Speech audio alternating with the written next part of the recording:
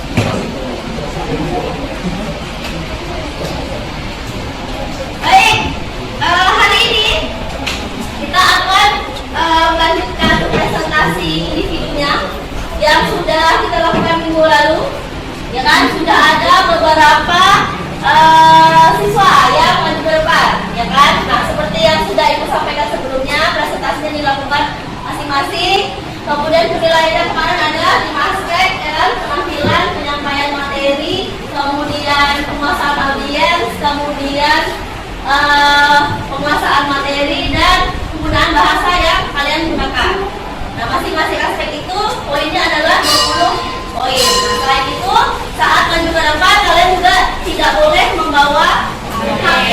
Kalian hanya menyampaikan materi yang sudah dibaca sebelumnya dengan menggunakan PowerPoint yang kalian buat, ya kan? Kemudian nanti setelah presentasi ada sesi tanya jawab. Nah, pertanyaannya maksimal 2 pertanyaan. Nah, 2 orang penanya ini yang akan mengajukan pertanyaan akan Ibu berikan poin masing-masing 5 poin untuk tambahan poin kalian. Bisa? Bisa. Nah, untuk itu sebelum dimulai seperti biasanya silakan kumpulkan dulu HP-nya. Jadi tidak hanya yang presentasi tapi semuanya juga tidak boleh membawa HP.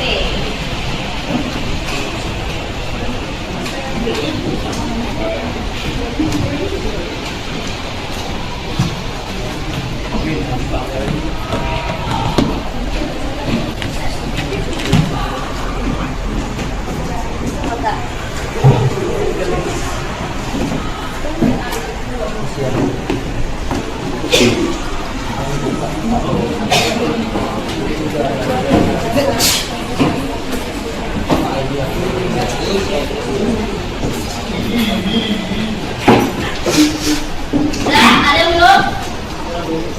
2, 3, 4, sampai ayo. Oke. Nah, yang hari ini presentasi karena kemarin terakhir sampai di absen 6 yaitu Deval. Jadi hari ini lanjut ke absen 7 dan seterusnya yaitu Denis. Gimana Denis, sudah siap? Oke, jadi silakan maju ke depan. Ibu butuh 1 orang jadi operator di sini. Marcelona udah kan? Udah, Stefani. Ini udah jadi belum? Oh ya? Baik ya? Maju ke depan.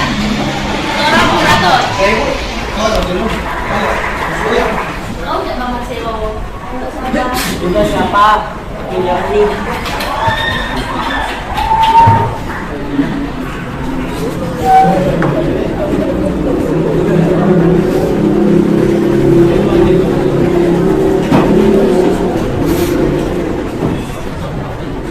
Assalamualaikum warahmatullahi wabarakatuh. Selamat pagi. Saya Denis Lolita akan membahas tentang close interior display dan architectural display. Yang pertama ada close interior display.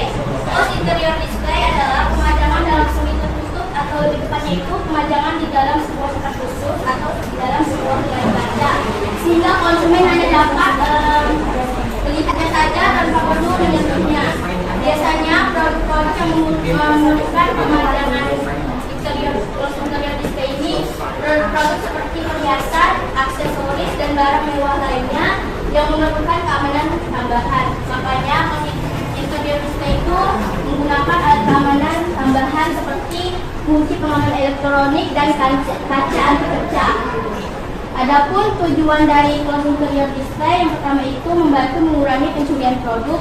Yang kedua, supaya meningkatkan daya tarik produk yang dipajang. Kenapa? Karena biasanya close interior display itu memberikan kesan yang istimewa, memberikan kesan yang bernilai tinggi, atau lebih tepatnya itu memberikan kesan hanya orang tertentu saja yang dapat memiliki produk tersebut.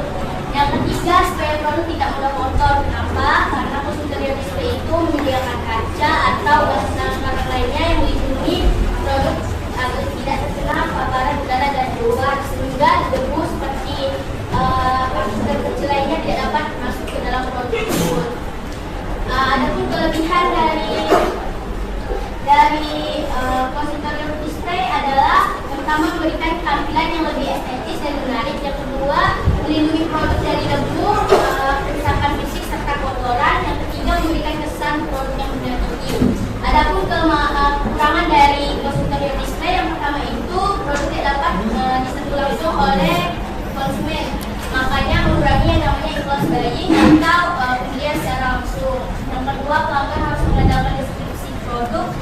atau gambar untuk membuat keputusan pembelian. Yang ketiga, consumer display itu cenderung memerlukan biaya yang lebih tinggi atau besar. Contohnya seperti gambar berikut.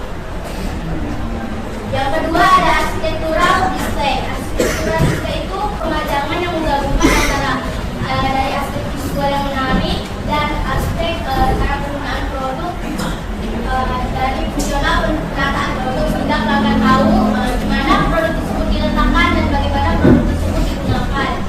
Ada kelebihan dari arsitektural display. Yang pertama itu memudahkan pelanggan dalam menentukan barang yang mereka butuhkan tanpa harus mencari kemana-mana.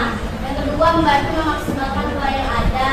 Yang ketiga, memungkinkan pelanggan untuk melihat bagaimana produk digunakan dalam konteks yang nyata. Kekurangan dalam arsitektural display. Pertama itu, mendesain arsitektur yang menarik itu memerlukan biaya yang tinggi. Yang kedua, jika desain tidak sesuai dengan nilai arsitektur merek bisa menyebabkan kebingungan di benak pelanggan. Yang ketiga, keterbatasan dalam ketersediaan produk. Contohnya itu ada di toko furnitur yang menyediakan standar yang membedakan di mana letak ruang tamu, barang-barang yang diletakkan di ruang tamu, di mana barang-barang yang diletakkan di kamar, dan di mana barang-barang yang diletakkan di dapur. Sekian dari presentasi saya, ada yang ditanyakan?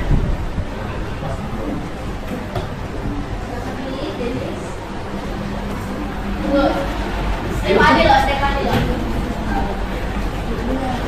Terus perkenalan ya. Kenapa close interior display banyak diterapkan di setiap toko? Menurut saya nih ya, karena close interior display itu menciptakan produk, menciptakan kayak buat produk terlihat menarik, terlihat bersih, sehingga konsumen pasti akan suka melihat toko yang nyaman. Terus close interior display juga menyediakan alat keamanan. Jadi pelanggan pasti juga suka toko yang nyaman dan aman, sehingga perusahaan pasti akan menggunakan pemajangan close interior display karena dapat menguntungkan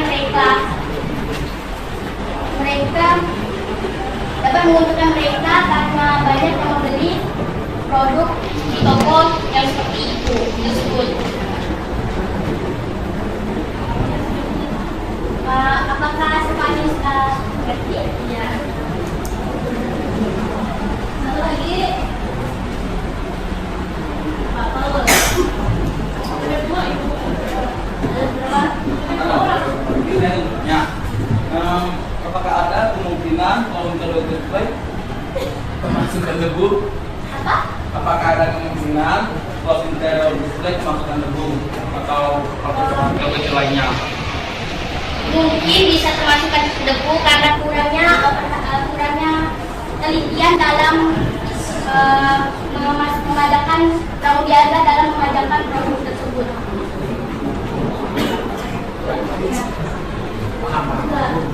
Oke, sekarang dari Bu. Bedanya interior display sama arsitektural display.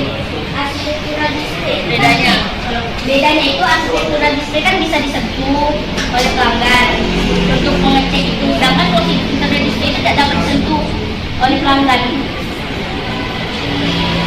Apakah barang yang dipajang sama? Beda juga barang yang dipajang sama. Kalau arsitektural display ini kan biasanya seperti alat kebutuhan rumah tangga. Kalau sedangkan interior display ini barang-barang mewah seperti perhiasan seperti perhiasan, aksesoris atau tas, handphone. Silakan ditutup. Sekian dari presentasi saya. Terima kasih.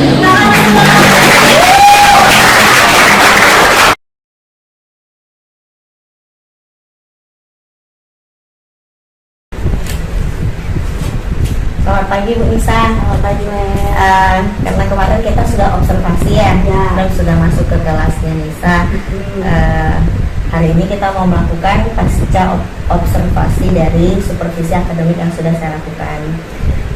Pertama-tama saya mau tanya dulu, gimana perasaan Nisa kemarin waktu saya masuk ke kelas? perasaannya cukup sedikit gugup ya Mem ya, karena biasanya kan ngajar sendiri gitu. Tapi kemarin membuka kelas untuk observasi. Tapi saya senang juga, jadi nanti kan hasil akhirnya mungkin bisa menambah pengembangan saya saat mengajar gitu. Jadi ada yang bisa membantu. Jadi setidaknya bisa dapat feedback lah ya. Nah, itulah senang juga saya bisa Nisa sudah kasih saya kesempatan untuk masuk ke kelas. Jadi perasaan saya juga senang, berterima kasih sudah mau direpotkan ya untuk observasi ini. Oke, ada beberapa hal yang mau saya tanyakan tadi selain perasaan. Menurut Nisa, apakah sudah tercapai tujuan dari yang Nisa inginkan dalam pelajaran yang dilakukan? Kalau dari yang kemarin sudah dilakukan itu sih sedikit tercapai sih Mem, karena banyak ada sedikit banyak perubahan lah dari anak-anak gitu kan. Jadi di kelas lebih aktif, apalagi kemarin kan pelajarannya jam siang, biasanya jam segitu itu kan agak ini deh. Tapi kemarin udah aktif terus karena pembelajarannya mereka presentasi individu, jadi teman-temannya lebih semangat gitu untuk mendengarkan temannya menyampaikan materi di depan. Betul sekali, karena presentasi individu ini agak jarang ya, dan sebenarnya agak makan waktu menurut saya. Tapi justru bagus untuk melatih mental mereka, karena tidak terpaku hanya presentasi kelompok, dan itu saya suka sekali dan sepertinya akan saya sadur nanti di kelas saya. Menarik ya, jadi ternyata tujuan pembelajarannya tercapai ya, sudah tercapai. Kemudian area pengembangan yang ingin Bu Nisa capai tadi itu adalah siswa dapat lebih mandiri, lebih percaya diri, itu sesuai dengan apa kita bicarakan dalam pra-observasi kemarin. Kemudian strategi yang dijalankan juga sudah tepat, yaitu presentasi dan dibantu dengan PowerPoint-nya. Ada sedikit catatan yang mau saya sampaikan dalam observasi itu. Yang pertama adalah saya sangat apresiasi dengan bagaimana cara Bu Nisa membangun atmosfer kelas. Tapi saya juga bisa membaca masih ada beberapa anak mungkin yang kurang termotivasi ya. Kita nggak tahu apakah mereka itu capek atau mereka ngantuk, karena udah jam siang ya. Jadi ada sedikit kendala mungkin di situ. Tapi overall apa yang sudah saya lihat di kelas, bagaimana Bu Nisa bisa menguasai kelas, vokalnya bagus, kemudian penguasaan siswa juga bagus, bagaimana bisa memanage kelas, dan yang paling penting adalah menghadirkan pembelajaran yang benar-benar berpusat kepada siswa, karena itu sesuai dengan kurikulum mereka yang kita jalankan saat ini. Oke, saya rasa itu tentang observasi kita. Ada yang mau Nisa tanyakan nggak? Yang mau saya tanyakan tuh, karena tadi kan dari webnya masih ada beberapa masih ada siswa lah mungkin yang masih kurang ini gitu kan, masih termotivasi gitu. Jadi untuk kedepannya tuh lebih baiknya seperti apa ya, untuk sedikit membangun atmosfer kelas yang lebih semangat lagi. Jadi semangat belajarnya tuh merata gitu, semuanya bisa. Jadi tujuannya Nisa mau tahu ya gimana cara membangkitkan semangat atau motivasi belajar siswa. Kalau misalnya saya boleh tanya, siswa yang kurang termotivasi itu definisinya seperti apa sih, diciri-cirikan seperti apa sih oleh Bu Nisa? Kalau menurut saya yang kurang termotivasi itu kadang kalau di kelas jika ada misalnya kita guru yang menyampaikan di depan gitu kan, mereka itu kurang mendengarkan, masih kurang fokus gitu. Jadi kadang kalau misalnya kita tanya apa yang kita sampaikan tadi, mereka masih belum memahami, masih belum nyambung lah gitu ya. Oke. Kalau selama ini menghadapi siswa-siswa yang seperti itu bagaimana caranya? Kalau saya biasanya saya jelaskan kembali.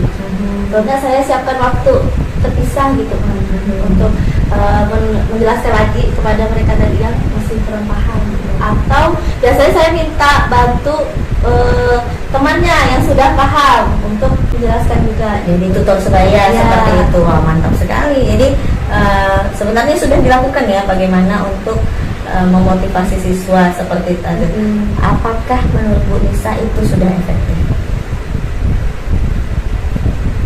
Untuk beberapa anak sih sudah efektif ya. Oke. Jadi kira-kira ada yang lain nggak yang bisa Bu Nisa sampaikan kepada siswa-siswi selain tadi tutor sebaya? Sudah pernah melakukan kiat-kiat lain belum? Apalagi tadi Bu Nisa bilang banyaknya dapat jam siang ya, itu kan tantangan tersendiri itu.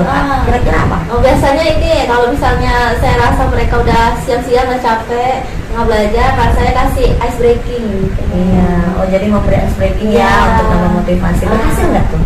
Berhasil. Yang awalnya ngantuk mungkin atau yang awalnya melamun, nah setelah ice breaking jadi lebih segar gitu. Nah, ternyata Bu Nisa sudah menemukan sendiri ya solusi dari apa yang sebenarnya bisa menjadi penambah semangat anak-anak. Contohnya tadi udah disebutkan, bisa memberi ice breaking, bisa juga mengajak siswa sebagai tutor untuk temannya. Nah, itu sudah merupakan salah satu cara untuk meningkatkan motivasi dan menurut saya itu baik sekali Bu Nisa, bagus, bisa untuk diteruskan.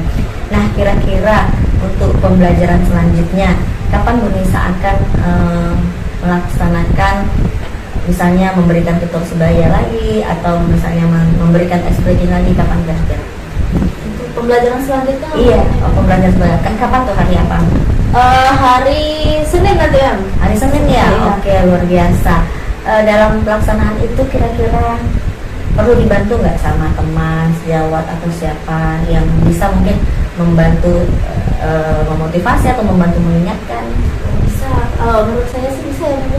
Apalagi sama teman yang sama-sama mengampu pelajaran yang sama. Atau Iya. mungkin kepala jurusan pemasaran gitu. Jadi dia bisa lebih mengarahkan lagi. Oke.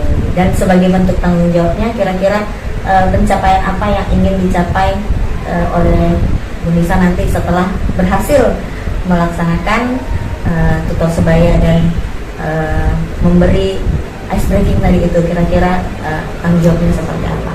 Yang ingin saya capai yang pertama pasti lebih memotivasi siswa dari terus menemukan cara yang tepat untuk menangani siswa-siswa yang kurang memotivasi dalam belajar lagi. Kemudian yang ketiga, membantu saya juga untuk lebih berkembang dari bantuan teman sejawat.